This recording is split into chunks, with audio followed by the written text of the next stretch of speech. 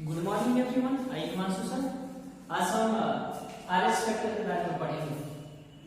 सबसे पहले मैं आपको बता दूं कि आरएस फैक्टर पढ़ने के पहले हमें मानव के ब्लड ग्रुप को जानना आवश्यक हो जाता है। जैसे हमने इस प्रीवियस वीडियो में मानव के ब्लड ग्रुप के बारे में पढ़े, तो जो स्टूडेंट मानव के ब्लड ग्रुप को नहीं पढ़े होंगे तो कृपया करके पहले उस वाले वीडियो को देखें और समझें, और पुनः इस आरएस फैक्टर वाले वीडियो को ध्यान से पढ़ें और समझें और अपने उपयोग में लाएं। ध्यान दीजिएगा, जब हम मानव के ब्लड ग्रुप के बारे में पढ़े थे तो बताया था कि मानव के ब्लड ग्रुप जो मुक्त होते हैं 4 प्रकार के होते हैं। कितने प्रकार के होते हैं? 4। परंतु जब आरएस फैक्टर जुड़ जाता है तो ये सीधे 8 हो जाते हैं। अब कैसे, उसी प्रक्रिया को हम पढ़ेंगे। जब हमने ब्लड ग्रुप पढ़ा हुआ था तो उस समय हमने पढ़ा था कि सर्वदाता ब्लड ग्रुप जो होता है वो O होता है और सर्वग्राही जो होता है वो AB होता है। लेकिन ये जब आरएस फैक्टर आता है तो ये प्रक्रिया जो है थोड़ी सी बदल जाती है, तो उसके बारे में हम इस वीडियो में पढ़ेंगे। चलिए ध्यान दीजिएगा, मैंने बताया था कि 1902 ईस्वी में कार्ल लैंडस्टीनर ने मानव ब्लड ग्रुप का निर्धारण किया था, जिसके बदले उन्हें नोबेल पुरस्कार से भी सम्मानित किया गया। परंतु 1940 में कार्ल लैंडस्टीनर के साथ साथ वीनर ने दोनों ने आरएस फैक्टर की खोज की। इसकी खोज से थोड़ी प्रक्रिया अलग है। ये सबसे पहले एक बंदर पे खोजा गया, जिस बंदर का नाम था रीसस।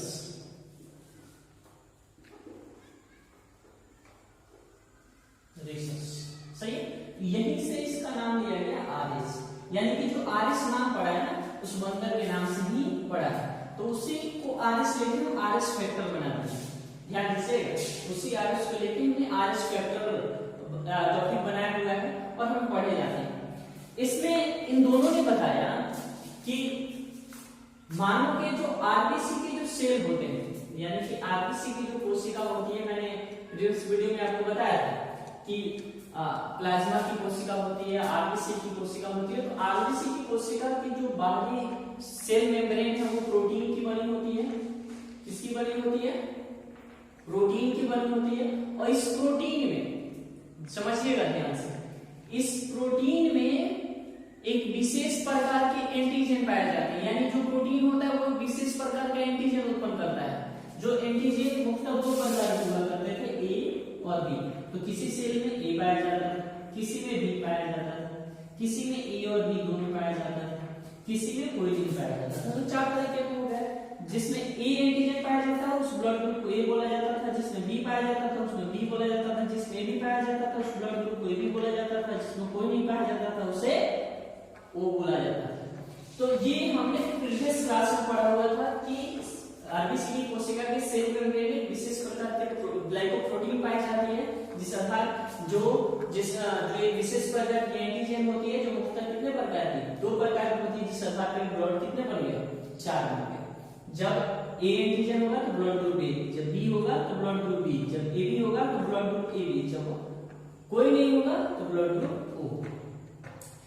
अब एक जब 1940 में इन दोनों ने रीसस नामक बंदर पे खोज किया तो उन्होंने पाया कि इस आरबीसी की झिल्ली में इस एंटीजन के अलावा एक और एंटीजन पाया जाता है, जिसे आरएस नाम दे दिया गया।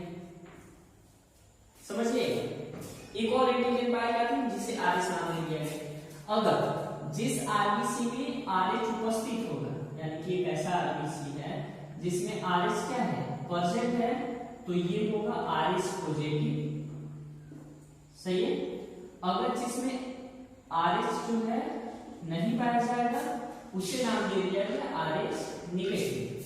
समझिएगा ध्यान से, आपने यहां देखा कि जिसमें एंटीजन उपस्थित है, जो नामक एंटीजन उपस्थित है वो वाला ब्लड ग्रुप। अगर इसमें आरएच जुड़ गया और एक और एंटीजन है आरएच, तो ये पॉजिटिव हो गया। समझिएगा, अगर आरएच है तो क्या हो गया? ए पॉजिटिव। अगर एक और ए नामक है जिसमें आरएच जो है वो ऑब्सेंट है, क्या है? ऑब्सेंट है, तो ये जो होगा ए नेगेटिव हो जाएगा। एक बी में अगर आरएच है, क्या है? आरएच है तो बी पॉजिटिव। अगर एक ऐसा आरबीसी कोशिका जिसमें बी नामक एंटीजन है परंतु आरएस नामक एंटीजन जो है वो नहीं है, तो वो हो जाएगा बी नेगेटिव। एक ऐसा आरबीसी कोशिका जिसमें आरबीसी कोशिका जिसमें एबी एंटीजन है परंतु आरएस एंटीजन भी है तो एबी पॉजिटिव। और एक ऐसा आरबीसी कोशिका जिसमें एबी एंटीजन है परंतु आरएस एंटीजन नहीं है तो वो एबी नेगेटिव। एक ऐसा आरबीसी कोशिका जिसमें एबी एंटीजन नहीं है परंतु आरएस एंटीजन है तो वो पॉजिटिव।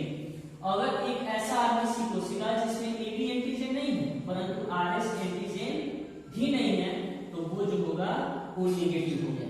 तो आपने देखा कि ब्लड ग्रुप ए जो है वो दो प्रकार के हो गए, एक A positive A negative. B भी है वो भी दो प्रकार के, B negative B positive B negative. A B जो है वो भी दो प्रकार के, A B positive A B negative. O जो है वो भी दो प्रकार का, एक ओ पॉजिटिव एक ओ नेगेटिव। समझ गए? अब हम ऐसा बोल सकते हैं कि जितने भी पॉजिटिव वाले हैं इसमें दो तरीके के एंटीजन जबकि एक तरीके का एंटीबॉडी। समझिएगा, इसमें दो तरीके के एंटीजन, एक तो ए एंटीजन और एक आरएस एंटीजन।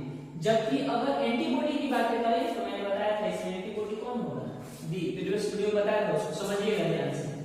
अगर बी पॉजिटिव की बात करें तो इसमें एक एंटीजन बी है, साथ साथ आरएस भी एंटीजन है, परंतु एंटीबॉडी कौन होगा, ए होगा। इसको ध्यान दें। तो इसमें एंटीबॉडी एंटीजन की बात करें तो एबी भी है और साथ साथ आरएस भी है। समझिएगा ध्यान से। एबी की बात करें तो इसमें एंटीजन एबी भी है और आरएस भी है, परंतु इसमें एंटीबॉडी के नाम पे कुछ भी नहीं है। और यहाँ पे ओ में ओ पॉजिटिव में एंटीजन ए ना ही ए है ना ही बी है परंतु एच है। इसमें एंटीबॉडी की बातें करें तो इसमें ए और बी दोनों हैं। इसकी बातें करें तो इसमें एंटीजन बी सेम, ए सेम, इसमें हो जाएगा माइनस, मतलब कोई भी नहीं, इसमें जो हो जाएगा वो ए भी हो जाएगा। समझिए? तो आपको समझ में आया? ये एंटीबॉडी मैंने दर्शाया जैसे मैंने प्रीवियस वीडियो में बताया हुआ था। अब देखिएगा, अगर किसी व्यक्ति के शरीर में ये नेगेटिव वाले ब्लड ग्रुप जो है पॉजिटिव में डाला जाए या पॉजिटिव वाले नेगेटिव में डाला जाए। सबसे पहले जो मैंने कल पढ़ा था कि ब्लड ग्रुप 4 प्रकार के पढ़ा था, अब ये 8 प्रकार के हो गए। एक प्लस, सबका एक प्लस और सबका एक माइनस। ये 8 प्रकार के मैंने सूचित कर दिया। और मैंने ये भी दिखा दिया कि ए पॉजिटिव में ए एंटीजन होगा, आरएच एंटीजन होगा, जबकि एंटीबॉडी बी होगा। बी पॉजिटिव में बी एंटीजन होगा, आरएच एंटीजन होगा और ए एंटीबॉडी होगा। एबी में एंटीजन एबी, आरएस एंटीबॉडी कोई भी नहीं। ओ में एंटीजन सिर्फ RS, antibody AB.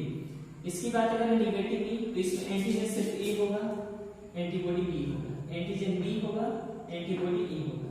Antigen AB होगा, एंटीबॉडी कोई नहीं होगा। एंटीजन कोई नहीं होगा, एंटीबॉडी क्या होगा, एबी होगा। यानी कि जब आरएच नहीं है, यानी इसमें क्या था, आरएच नहीं था, यहाँ पे आरएच नहीं है, यानी आरएच क्या है, खत्म है। इसमें आरएच नहीं है तो नेगेटिव वाले, आरएच है तो पॉजिटिव वाले।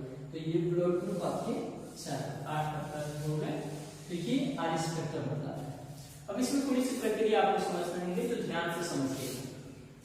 आप समझिएगा कि अगर प्लस वाले को रख दिया जाए तो किसी प्रकार का कोई दिक्कत नहीं होगा। माइनस वाले प्लस वाले को, तो माइनस में तो आरएच एंटीजन है नहीं, तो एंटीजन अगर नहीं है किसी में जा रहा है तो प्लस वाले में जाएगा, कोई इफेक्ट नहीं डालेगा।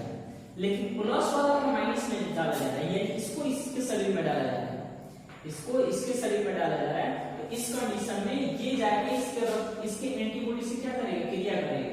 एंटीजन एंटीबॉडी के बीच क्रिया होगी, रक्तों का थक्का बनेगा, उस व्यक्ति की क्या हो जाएगी, मृत्यु हो जाएगी। समझ में आ गया? जैसे आजकल के टाइम में जब लड़के और लड़की की शादी भी कराई जाती है, लड़का हो और लड़की की शादी भी कराई जाती है, तो इस बात का ख्याल रखा जाता है अगर लड़के का ब्लड ग्रुप प्लस है, लड़के का ब्लड ग्रुप प्लस है और लड़की का ब्लड ग्रुप प्लस है तो शादी कराई जा सकती है, कोई दिक्कत नहीं। लड़की का ब्लड ग्रुप माइनस है, लड़की का ब्लड ग्रुप माइनस, लड़की का भी माइनस, तो शादी जो है कराई जा सकती है। समझिए, लड़के का ब्लड ग्रुप प्लस है, लड़की की ब्लड ग्रुप माइनस है, तो प्लस वाला खून माइनस वाले में नहीं डाला जा सकता है, यानी ये शादी जो है कहीं ना कहीं खतरे की बनती है। और ये लड़का का अगर निगेटिव है और लड़की का पॉजिटिव है तो ये भी शादी कराई जा सकती है। तो प्लस पॉजिटिव को पॉजिटिव में डालो कोई दिक्कत नहीं है, निगेटिव को निगेटिव में डालो कोई दिक्कत नहीं है, निगेटिव को पॉजिटिव में डालो तो दिक्कत नहीं है, क्योंकि निगेटिव तो किसी प्रकार की कोई क्रिया करता नहीं है, तो पॉजिटिव में जाएगा, यानी कि अप्रभावी ये प्रभावी किसी प्रकार का कोई दिक्कत नहीं आएगा। लेकिन आप पॉजिटिव को निगेटिव में नहीं डाल सकते, अगर डालोगे तो दोनों के ये पॉजिटिव वाले निगेटिव के एंटीबॉडी से क्रिया करके रक्तों का थक्का बनाएगा, व्यक्ति की मृत्यु हो जाएगी। इसलिए हम पॉजिटिव लड़की की शादी निगेटिव लड़की से नहीं कराते। अब क्यों नहीं कराते?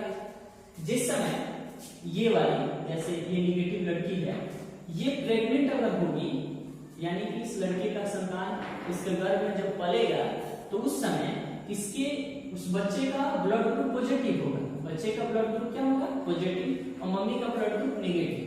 तो इसका रक्त इसके जब शरीर में जब जाएगा, यानी कि जब नाभि जुड़ा होता है बच्चे का, तो इसका पॉजिटिव रक्त जब इसके निगेटिव से जाके मिलेगा तो इस विशेष प्रकार का एंटीबॉडी बनेगा, इस बच्चे की तो उत्पत्ति हो जाएगी। परंतु जब ये नेक्स्ट बार प्रेग्नेंट होगी तो इसमें इसकी माता के शरीर में बना हुआ एंटीबॉडी इस बच्चे के शरीर में जाएगा और बच्चे की क्या हो जाएगी?